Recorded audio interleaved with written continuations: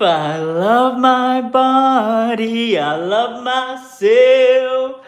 Yeah. Welcome to the Shaft Show. This is a very special live broadcast. We're going to be coming in to your phones every Tuesday with the Shaft Show Live. We have a live studio audience. Let's give it up for everybody here. Woo-hoo-hoo! Oh my God. Full house tonight. So today, well, I'll tell you what we're up to.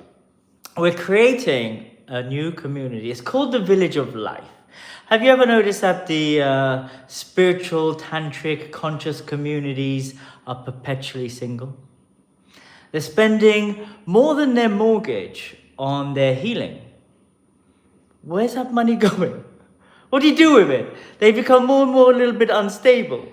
And eventually they all go a little bit celibate, and then they are waiting for this fictional man to arrive, the Shiva in shining armor. The algorithm has fed the mind virus into all the spiritual women that no man will ever be good enough. Once upon a time, it was just one channel. It was Disney who said you needed to find the Shiva in shining armor. Now you have all these women telling you, in fact, there's a genre now of what you should be calling in, and you should raise your standards. Me, I'm a trained Shiva. I awaken women's yonis. I work with multi-millionaires. I have a 6-figure, soon-to-be 7-figure business. I'm still not good enough. I've even got these abs. I'm jacked. I can make love not for 6 minutes, but for 6 days straight. Just give me enough cocoa water, I'm good to go. I'm trained in emotional intelligence. I'm still not good enough. I'm not good enough. So who is? And this is why everyone's single. So we're creating a community that is a paradox that doesn't exist. We're looking for people who are happy, believe it or not. If you're in the personal development trap, if you're in the spiritual trap, the enlightenment trap's actually pretty good. But the conscious community trap, it's a trap. It's built on the American health system, which is you keep them perpetually sick. There's certain programs running in those communities, which is, the healing journey, it never ends. There's always something. You'll never heal, is what they say. And then they say you need to be fully healed to find the love of your life.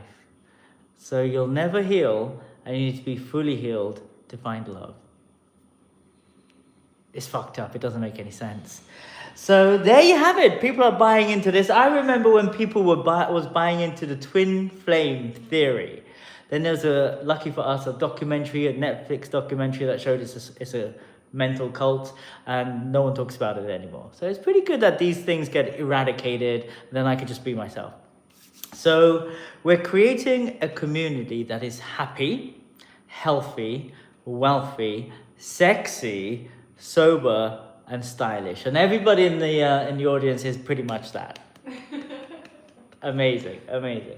So this is just the beginning. The Village of Life is all about creating life, sustainable, loving, committed relationships where people could have families. If you're doing all this healing, like why, you're meant to be perfect for your partner and then you have babies, right? But I've been in the game for 11 years and still no one's having babies. I come in and out of these communities and everyone's still single, everyone's still healing, everyone's still mentally unstable, and nothing really changes. But they are getting younger. I have noticed that. Everyone's like getting younger, but they're eternally single.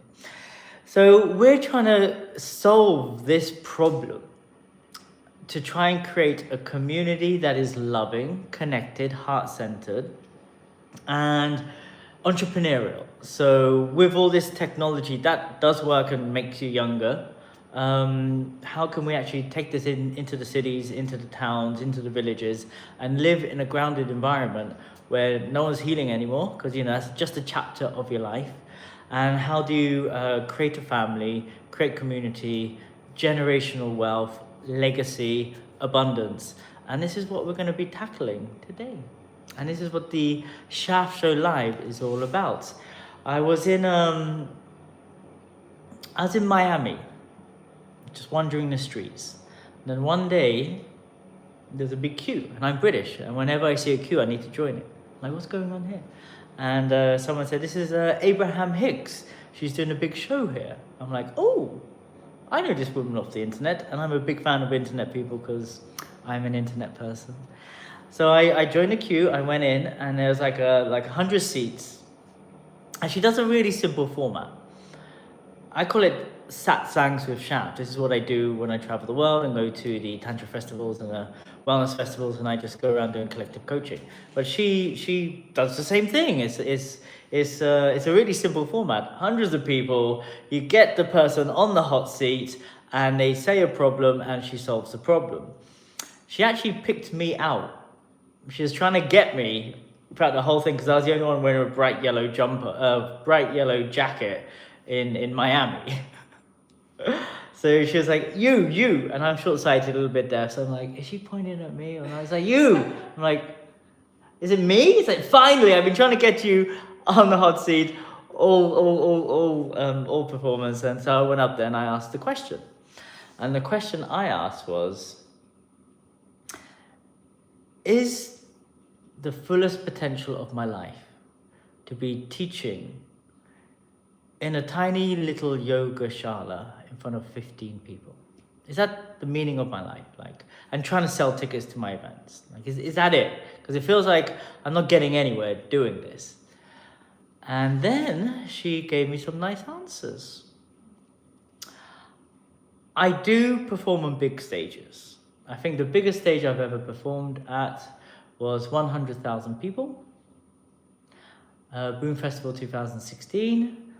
30,000 people, Exit Festival 2023, and then the rest are just like 1,000 or 100. And this is what I've been doing since 2000. It's like a long time. Like, I've always been on a stage. It's not such a big thing. But when I got sober, I started teaching in yoga shalas. So it is a game of hustling. Hey, come to my workshop. Hey, come to my workshop. Nice to meet you. Come to my workshop. And I'm just tired of that. I don't really want to do that anymore. There's got to be more to life than that. And she said, there's two things I'm saying. One is I'm big. The other thing is I'm small.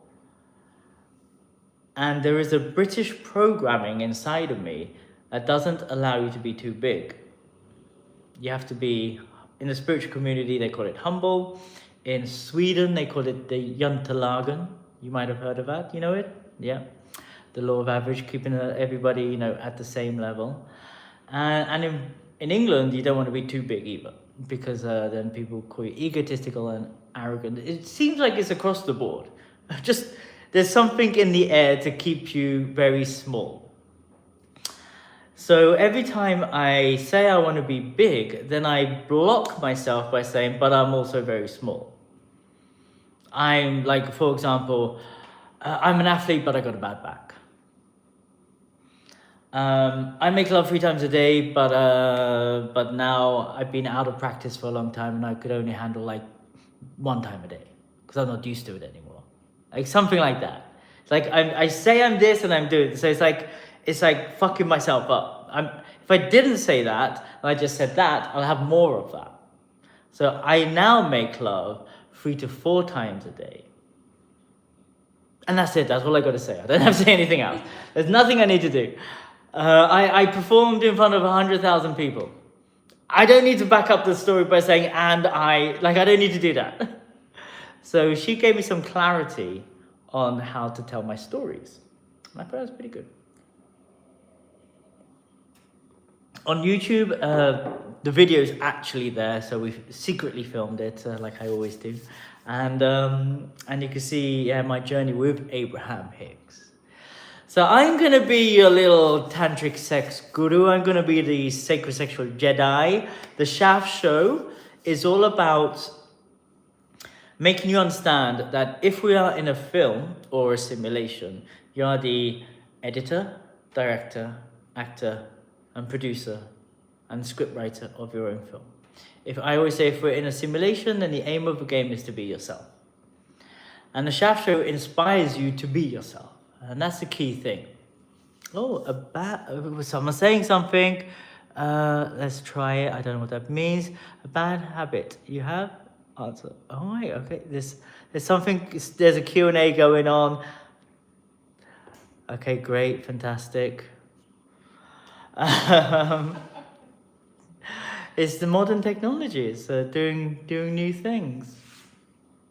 So the Shaft Show has been designed to help people be themselves. I travel the world and I'm very enthusiastic, passionate about getting a very specific mind virus out there. I go to great lengths teaching this. One simple mantra. The mantra for the Shaft Show is, repeat after me, I love my life. I love my body. I love myself.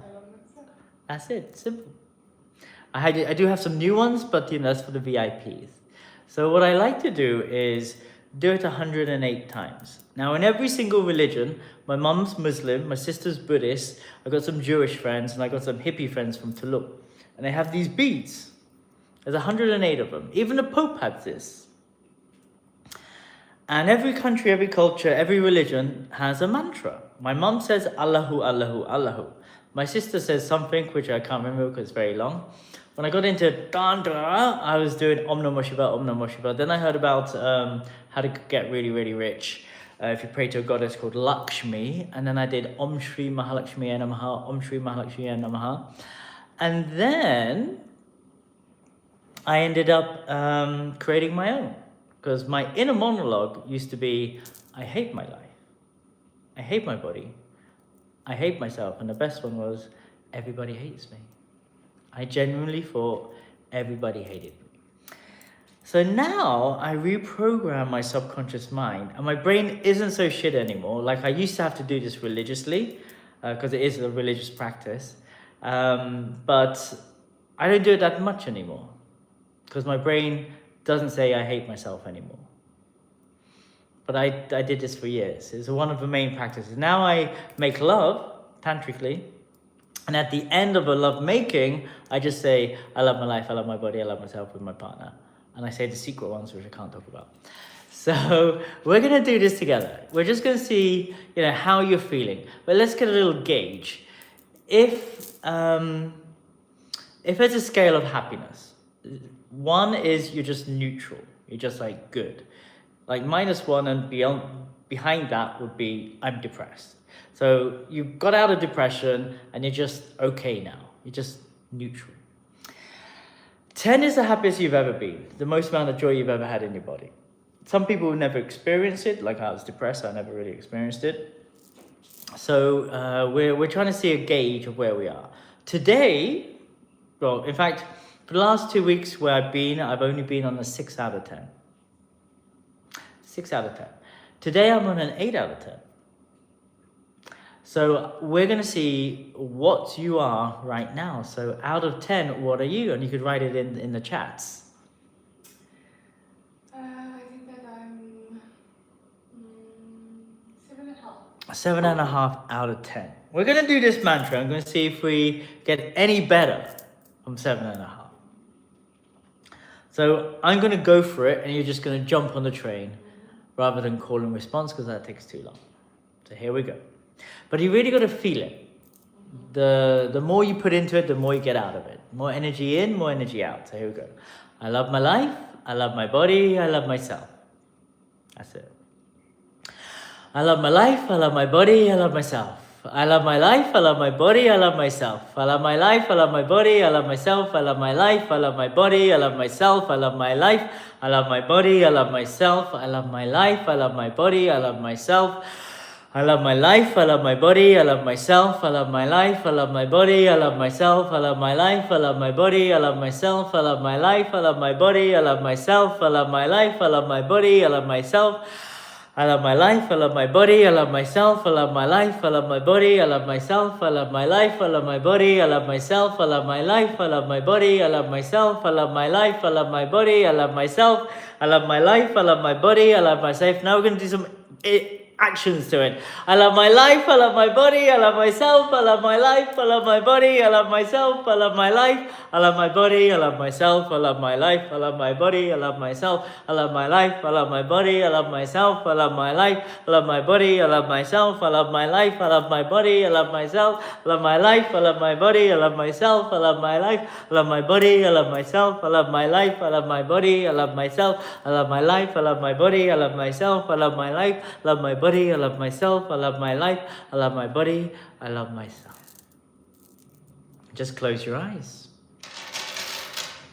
Just feel the vibration in your body, if there is any vibration.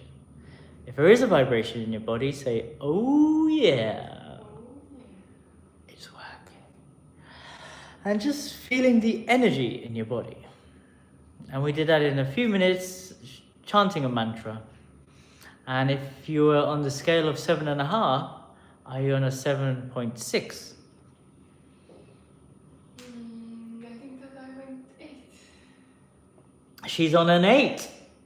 So we were able to change our state very quickly. I'm on an 8.2. I'm already quite happy. So I'm just a little bit more happier. So this is the power of mantra. Now I'm very passionate about this mantra. I was living in Sweden. I moved there to get myself a beautiful Viking woman. It never worked out. It's a disaster. It's terrible. One of the worst chapters of my life. Ghosting is a spiritual practice in that country. Trying to have a baby in that country, disaster. But for work, it was amazing. They have the highest suicide rates, which is perfect for my job. They hate themselves. They hate their lives. They don't hate their bodies because everyone's super hot. But there's a reason why they keep on dying. Lack of connection, lack of connection, lack of self-love, and many other things which you could just chat GPT and find out. But business was booming over there. And I went there to help as many people as I could. But sadly, I was just one guy trying to do a big job. I ended up becoming like them. Single, dressed in black, hot, really hot. I got sexier. Rich, but single and sad and lonely. Like the voice of everybody hates me was louder than I could ever imagine. So for me, I could only stay there for 2 years. But what I did, I gave the Swedish people a gift. I went on Sweden's Got Talent, the TV show called Talang. And I did the biggest self-love stunt in TV history. During COVID time, they were looking at my Instagram. I used to have a very big Instagram, all gone now. But all it was, during COVID time, I was running massive orgies. That's what I was doing. I was running massive orgies, conscious orgies, sober orgies, in a time of great isolation. But in Sweden, they weren't playing that game. So people were still connecting. So my Instagram was me in these juicy communities that I created, which were also healthy, wealthy, sexy, sober, and stylish and happy. We created this decentralized movement where many people come together in different locations so no one could find out where we were. And we didn't have one locations. And we didn't have one teacher. We had a different teacher every week. So this community was always moving. And in that community, I would film everything. And from my Instagram, Talang reached out and said, hey, we really like what you're doing. Can you come on to Sweden's Got Talent and give the judges an orgasm? I'm like, what? And they said, yeah, can you do that? This Bianca somebody was there, and And they said, just give him an orgasm. I was like, I could do that, but do you know what? I'm not going to do it. I'm going to go there and do a little weird show, but I'm going to get 10 million people to say together, I love my life, I love my body, I love myself. And my intention was, if I could change one person's inner monologue from I hate myself to I love myself, then I get to change one person's life. So I went on TV, and Bianca Rosso, I think that's her name. I was telling her about Tantra, and her eyes popped up, and she was really into it. She wanted an orgasm. I was like, okay, great, you're very responsive. In the TV audience, there's only 50 people. So it wasn't hundreds and hundreds of people in a stadium. It's a giant stadium with 2 people there, 2 people there, 2 people there, 2 people there. So the desired effect didn't happen, but the transmission was great. The TV company cut it up in a really nice, epic way. And the next day in my Instagram, I got a message from a woman who said, I wanted to kill myself. And I saw your transmission on Talan, and now I don't want to kill myself anymore. Thank you, you saved my life. So I did it. I saved one person's life. And then another woman, a teacher, she shared it at her primary school, infant school. So all the little children were shouting, I love my life, I love my body, I love myself. So my intention worked. And that's the last big thing I did in Sweden before I left. I found Finland after that, and Finland's way nicer. Turns out Finland's way nicer. Everyone's a little bit more loyal. They've gone through a lot of hardship, so loyalty is a big thing. There's no loyalty or need for loyalty in Sweden, I found, because they're so individualistic. It's part of their culture to be very individualistic. They don't really need anybody else. But in Finland, they need everybody else. So I guess that is why Finland is like 2 or 3 years in a row the happiest country in the world. I don't know, something like that. So my dream is to get the Shaft show into the governments of maybe Finland. When I was living in Dubai, I was like, okay, there's a Ministry of Happiness in Dubai. Maybe I could work with them. Guess what? One of the women who work at the Ministry of Happiness came to the Shaft show. And I was just about to explode in Finland. In Dubai. So these technologies work. And all the things I'm sharing is from religion. All these religious practices, they're all the same. Some people use the word God, some people use the word Allah, some people use the word Shiva, some people use the word Jesus. I use baby Jesus. Some people pray to Uddin, Thor, Freya. It doesn't matter who you're praying to, you're connecting to source, oneness, whatever it is. Everyone's just saying different names, but the thing is, no one's denying its existence. And that's the cool thing about it. No one's denying it. Now they're using the word quantum. They have these quantum computers. They don't even know how they work anymore. Tapping into the multiverse. So all these technologies, all these ancient practices, mantra, tantra, biohacking, the wellness industry comes from just a couple of books from Hinduism. That's it. It's just a couple of textbooks done by little old men in a cave somewhere in Rishikesh, some place where there's not a lot of people around, and they're just sitting in these ashrams, analyzing their body, figuring shit out, talking about the multiverse and the illusion of life and the Matrix. And now we've got Hollywood, who's echoing that. I remember an interview with George Lucas, who created Star Wars, and he said, I wanted to get spirituality to the masses, so I created Star Wars. Now, Star Wars is the most tantric film ever. You have, like, anyone who's doing their personal development journey, spiritual journey, their awakening, they all start off with, like, getting crystals. Different crystals. And these different crystals mean something. The Kyber crystal is a crystal that they have in the lightsabers and in the Death Star. It's all based around crystals. And then you got the Grand Masters, the Yoda, the Dark Lord of the Sith. You get given your spiritual name. You have a journey that you've got to go on where you go into the cave and fight your demons, which is always your father. You got to cut off your father's head, and you realize it's you. So it's this whole journey of spiritual awakening was taken by George Lucas and turned into an amazing space opera, which is all about daddy issues, which is what all this stuff is about anyway. In every religion and in every culture, from Zeus to Kronos to Thanos, you have, and Brahma, you have all these terrible dads. And everyone has to like work through their daddy issues in order for them to become their own independent man. So it's fascinating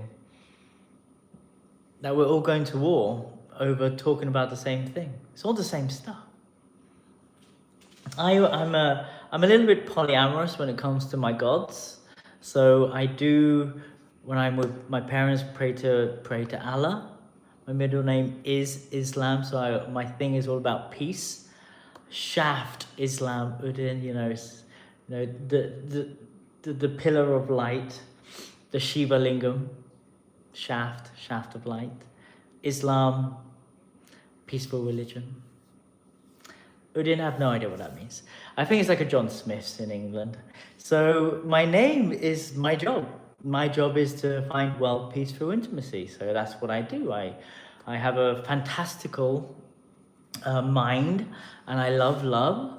My Venus is in Pisces. I have made love to hundreds and hundreds and hundreds and hundreds and hundreds of incredible women, but I'm not a spiritual fuckboy.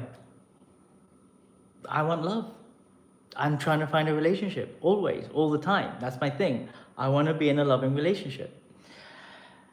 Luckily, just like my gods, I am a little bit polyamorous when it comes to love. That's a dirty word now. What does Aubrey Marcus call it when he saw the vision through Isis and God that he had to have two women in his relationship? Vailana, who I've met. I've also worked for Aubrey Marcus, just so you know. It's Arcadia Festival. That's also my YouTube channel. And this other chick, who I also met. I was going to give a little Instagram reading, something that I do. So I've met these people, and it is a committed relationship. It's easier just to have one relationship, so just do that. I like the idea of having one great relationship, but if you could have two, what would happen? Turns out you could have a nice time, twice as nice time. What happens if you have three? You'll have even triple nicer time. So that's what I'm finding out. Finding out that love is the highest form of personal development. Everybody in the spiritual community, conscious community, they are preparing themselves for love, but never actually engaging in it because it's got to be perfect. Do you know where you can actually get better in love? Do you know where you're going to get better at getting in a relationship? It's being in a relationship. It doesn't matter how long you're celibate for. You're just pressing pause on the trauma. And once that Shiva in shining armor appears, then you do actually get the trauma back again. It's not gone. You just have to work through it. And this is the thing about love. Self-love, universal love, relationship love. It is the quickest way to meeting God, to connecting to yourself. Now, if we live in a simulation, and it is all about becoming yourself, then the way you love is unique to you. And you'll find other people who want to love the way you love. And the key thing is being honest. around love, how you want to love. Now, do you know the history of monogamy? It's only been around for, I think, 6,000 years. The same time that religion has been around, it's not a long time. 6,000 years isn't a lot. Capitalism appeared at the same time as well. Patriarchy, the thing that TikTok and Instagram is trying to tear down. How's the Futurist Feminine doing? I hope everyone's having a nice time. So all these ideologies and beliefs started around the same time across the world. There's no internet back then. A bit like dragons. Everyone fought of dragons at the same time. So what are we connected to? So we are connecting to something. There is a way to connect to the greater library of information. It's called ChatGPT, but you could do that with your own body and your own soul and your own being. You could actually tap into, learn Kung Fu quicker. If you're doing an embodied practice, you could set intentions to learning things quicker so you can actually become fully free and embodied in what you want to do. You can become very good at everything. Oh, we got new people coming into the studio audience, which is already so full. Hello! Come on in. Oh my God, you look fabulous. Ready for the YouTube. Fantastic. We've been running live for about 31 minutes. If we get front row seats, wow, you look great. And thank you so much for coming. Help yourself to water over there. We've got cold water if you need any. Hot water, great. Thanks. We're getting an even bigger place tomorrow. Even bigger one? I'm running a little bit of a retreat. Tomorrow. Not tomorrow, the day after. So we're going to... Business, about the business.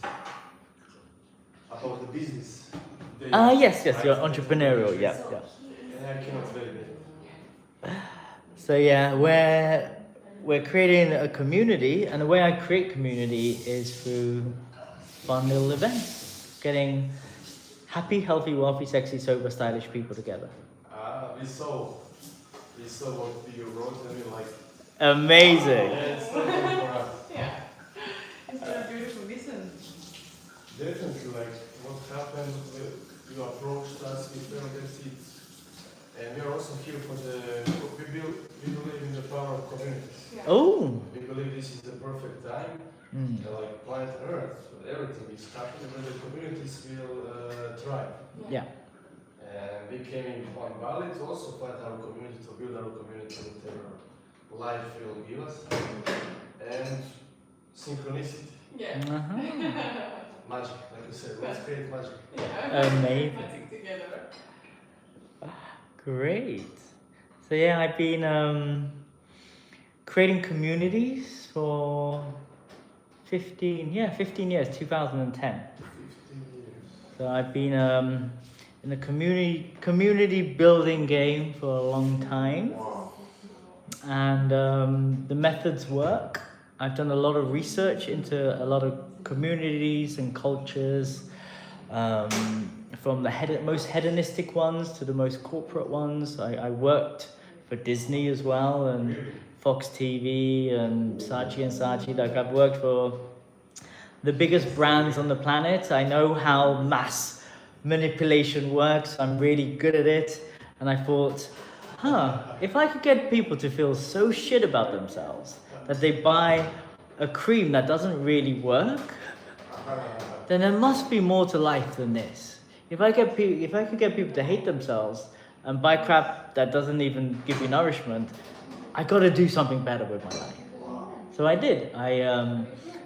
Whilst working for the big agencies, I was creating my own culture, my own community, my own global movement. So I took everything I learned from advertising, 20 years of figuring out what they did. I was like, okay, so you just need, if you want to create a culture and a community and a movement, something to believe in. In like Islam, you have the 5 pillars of faith or something like that, and in Christianity, you have the 10 commandments. In Burning Man, you have the 10 principles of Burning Man, and there's these structures to live by. So I created my own one. So I created the 10 principles of unicornia back in 2014 in Jerusalem. I was in Jerusalem meditating in the old city. The azan was playing in the background. I could hear the Allahu Akbar Allah. And I started to trip, hallucinate, sober. And I saw myself come out of my body, and I had this like a crown and these giant wings, and I flew across the desert, and I saw this little war-torn place, and I landed there, and I had this unicorn horn, and I got this sword out of my spine, and I put it into the ground, and all this glitter went everywhere, and all the people came out of the burnt houses, and they became like super sexy, started dancing, and everybody became happier. And that's where the slogan for my community began, which is hashtag spread the sparkle. Hashtags? Spread the sparkle. Spread the sparkle. Yeah. So then I created the 10 principles. I saw the 10 principles come into my being. It's all about love and relationships. I'm very big on relationships. Relationship is my biggest thing. And exactly, it's so important. It's like everyone's single. What is going on? Why is everyone still single? So it's great that you're in a partnership. I think it's very important for the future of humanity that we are in a partnership and have babies. It's like, so the foundation of that movement, which was 7 years long, and millions of people joined, was about relationships. And those hashtags? Hashtag spread the spark. It's called the Fabulous of Unicorns. The Facebook page still exists, and we were huge. We were traveling across London. We were on the biggest stages of the O2 Arena, TED Talks, Camden, backing dancers for big pop bands. We were literally everywhere. And I was just one guy with that one vision, and I created a culture.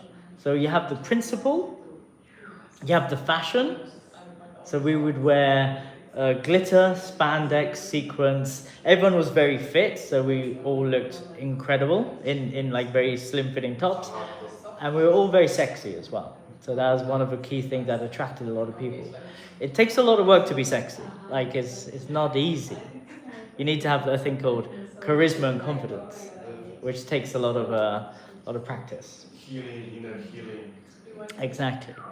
So once you have a belief system, a style, a look, you need the language that everyone speaks.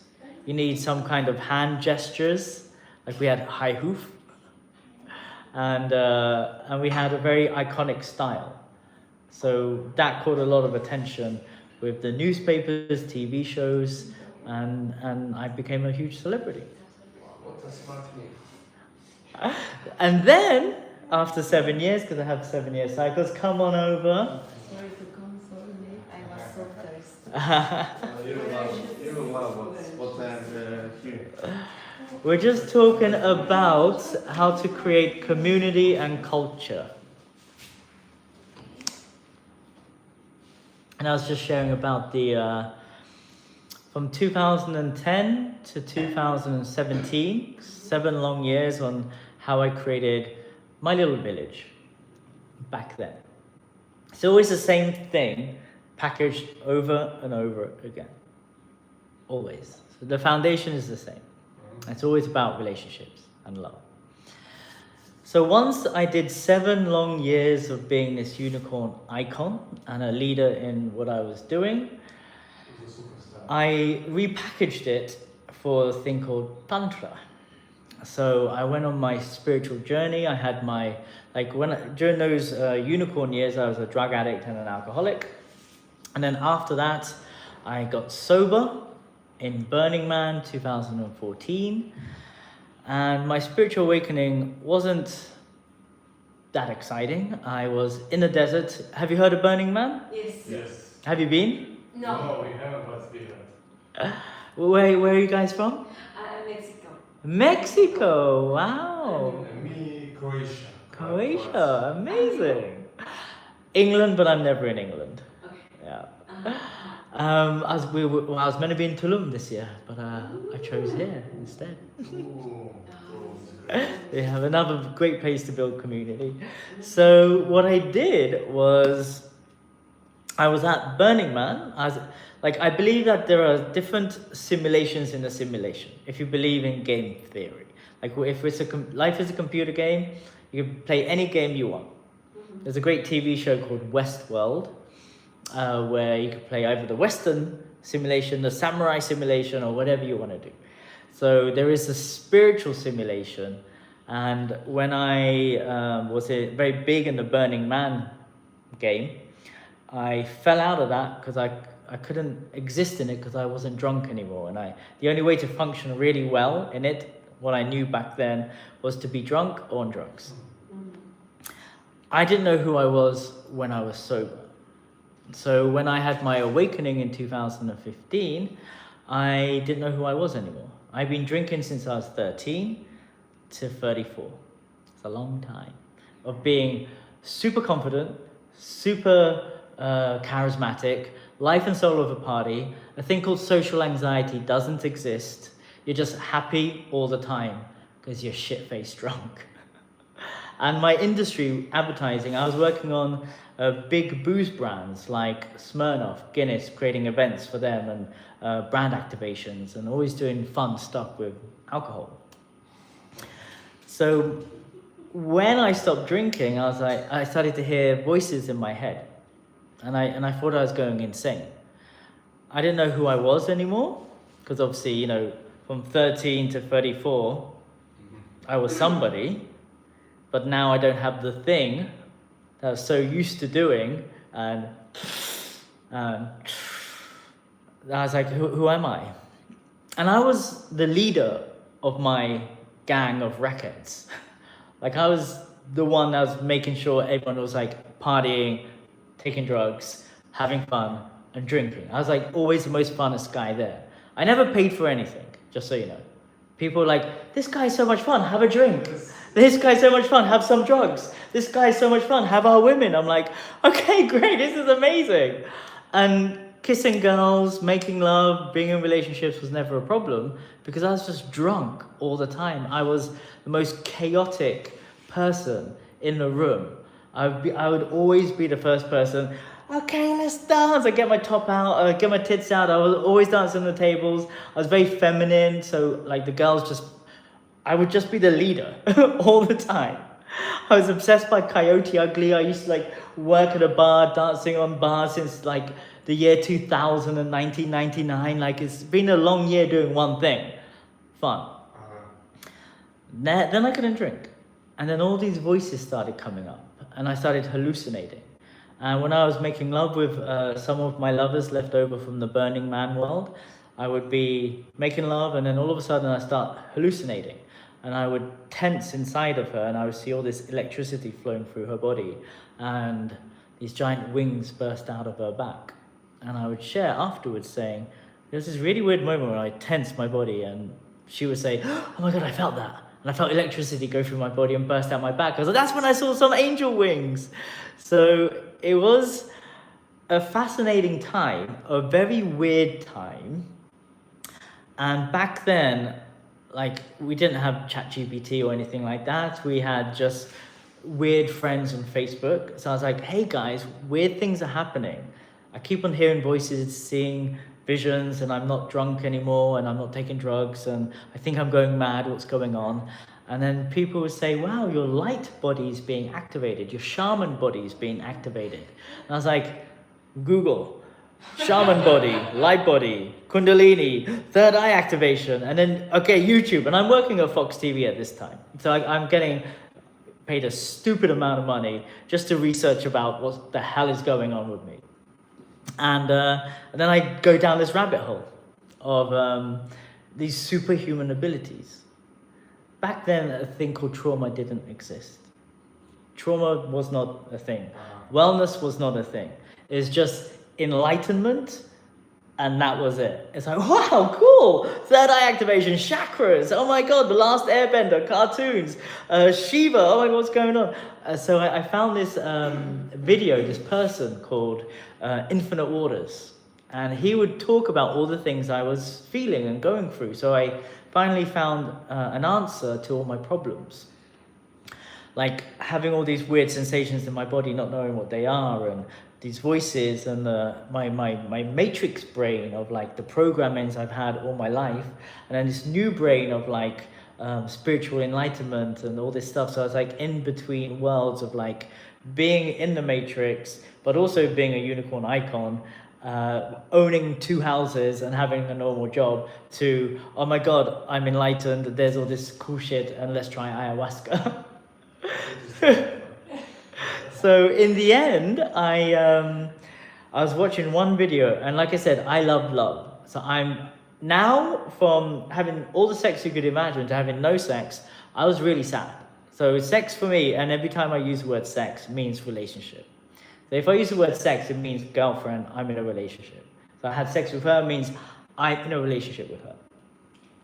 I got to remember that people use language differently.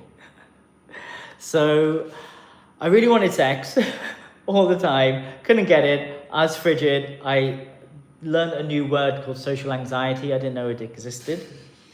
And I became very, very frigid. In England, frigid is where you are afraid of intimacy and sex and everything. So I became like this. The opposite, yeah, because I didn't have the superpower of alcohol anymore.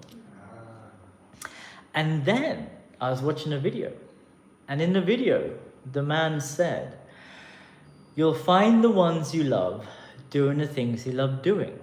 And my brain said, vaginas. I'll become very good at vaginas. And I was working at Fox TV, I remember I was working on NCI, some police TV show. And I was like, vaginas, okay, what can I do? Who do I know? And then I knew somebody doing a meditation practice called Omming. Anyone heard of Omming? No. There is another documentary on Netflix called Orgasmic Inc. And it is actually the documentary that brought down this very particular huge multi-million-dollar sex cult. Now the practice, and there's a fantastic TED talk about it, when the sex cult leader was actually a good person. Now she's a terrible person because, Netflix says. She created a practice where men have a partner in a yoga studio. There's 20 mats laid down, and there's cushions and a very expensive tin of lube, which is branded with one taste. And you have gloves and a man with a stopwatch for 15 minutes. And when he puts the stopwatch on, you put the gloves on, and then you pull back the clitoral hood, and you stroke the top left-hand quadrant of the clitoris for 15 minutes. And this thumb is on the entrance, it doesn't go in, it's on the entrance of the vagina. You're wearing gloves, and you do this for 15 minutes. In Silicon Valley, it was huge. In San Francisco, before it turned into zombie apocalypse, it was huge, and they were massive. They were going on for years, like decades. And it helped, but it was so clinical that every time I was doing the practice, you needed your number 1 and number 2, your first stroker and your first person to stroke, and your second person to stroke. And then in between there is a moment where you go and get a refreshment, and you have a conversation, you go back to stroke, and then you go home. So I would be there by the water cooler, drinking, and I'd be like, I really want to speak to her, but I don't know how to speak to her. I really want to speak to her. Oh God, I'm going to go and speak to her. And then you go there, and then someone else comes in, and then you just walk home, and you still don't connect to anyone. So you're touching vaginas, but you're not speaking to anybody. So there's a thing called intimacy and real connection for me wasn't there because I was still suffering with social anxiety. And then I kept on hearing a word called Tantra all the time. And I only had one spiritual friend. He's like a real big geezer from London. And I said, have you heard about a thing called Tantra? He said, oh, Tantra, you don't want to do Tantra. That's where you don't ejaculate. I was like, this sounds terrible. I don't want to do Tantra. So I didn't do Tantra at all because it sounds like the worst thing in the world. It's like, why would I not want to ejaculate? And I trusted him because he was a spiritual person because he had these around his neck. So for 1 year, even though I was hearing the word Tantra all the time, non-stop, all the time, I avoided it until I went to a few more events, a few more burn events. There's a fantastic one in Scandinavia called Borderland. And there I met these very beautiful women. And by that time, I was like moving and dancing very flowy. There wasn't many men who would dance like me. And outside of these things called temples were these women. And we would dance and move the same. I was like, oh, this is interesting.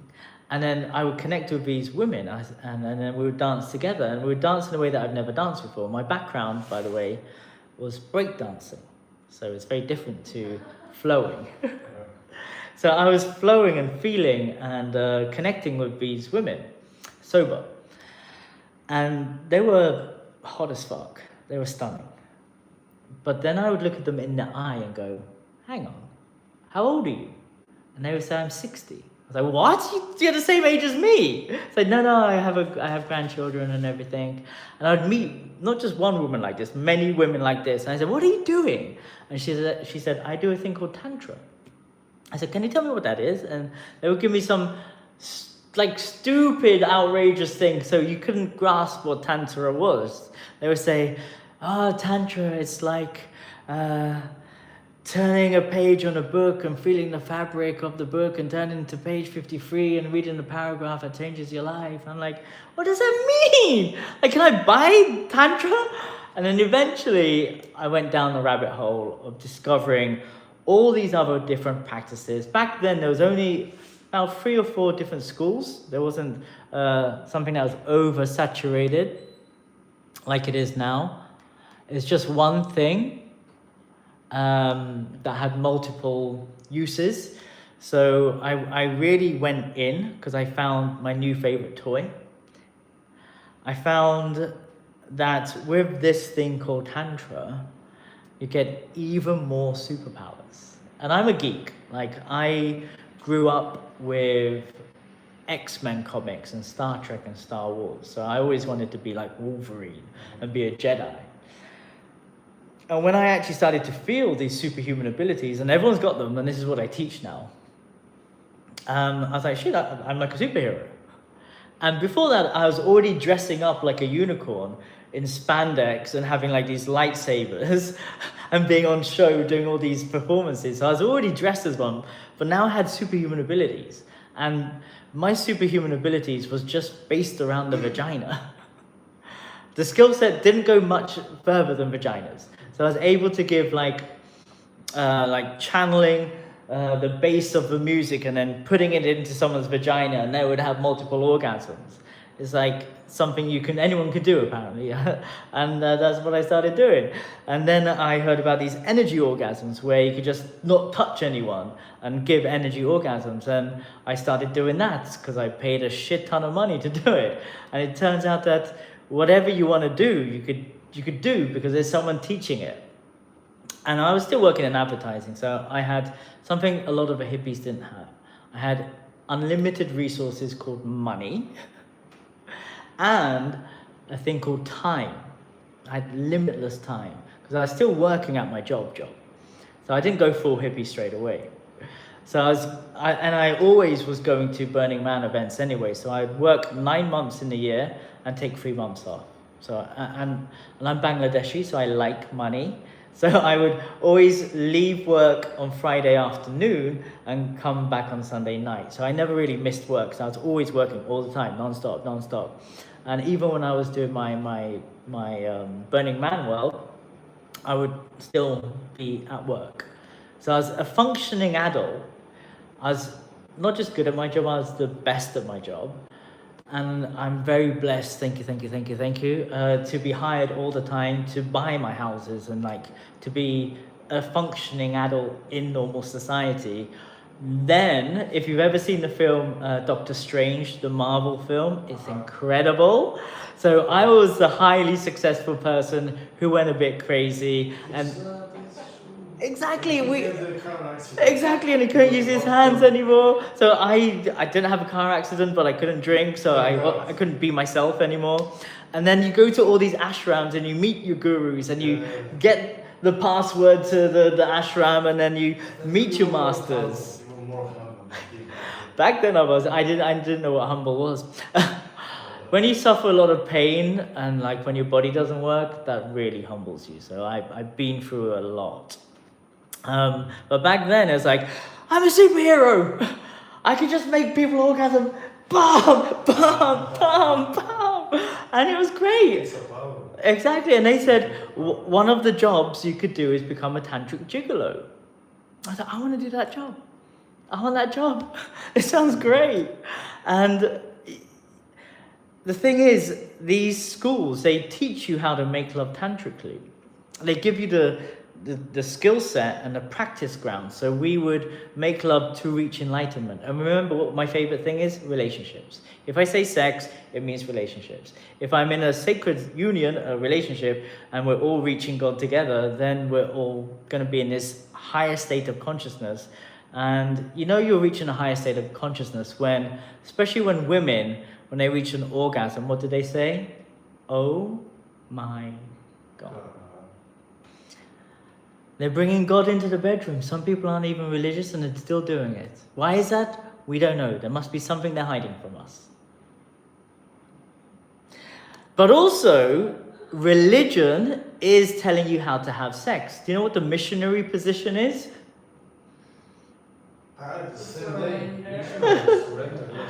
The man is having sex on top and the church told you how to have sex. Like, they're teaching you how to do it.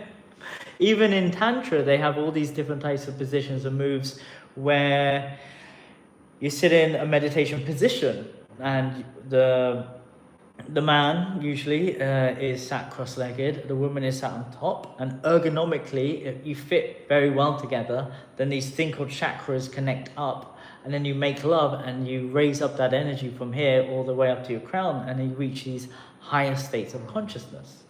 So I thought, this sounds fascinating. And you remember, I work in advertising. I'm doing brand activations for Honda. So I'm like, how are they actually doing this? I want to figure this shit out. And I would just do it and it would work. And then I would like, teach it to my partners and it would work. And then I would sleep with the gurus and get more downloads and connections and pick up their habits and behaviors around how to reach enlightenment. Then I would go on tour with all these gurus and teachers, and then I became a guru and a teacher, and then a TV company started filming me for what I did. Again, I got the 10 principles of unicornia, and I changed it around a little bit, and then I created the 10 principles to your sacred sexual awakening. In 2016, I started sacredsexualawakening.com, and that became my new brand. 2016. So many things happened in your life in only 1 year, 2 years. So somebody needs whole life to experience this. This is why I say I mastered time. I'm very good at time. So when I discovered this Tantra thing and repackaged the unicorn thing to create another community and a culture, I just rinsed and repeated what I already did. And just swapped one thing for the other thing.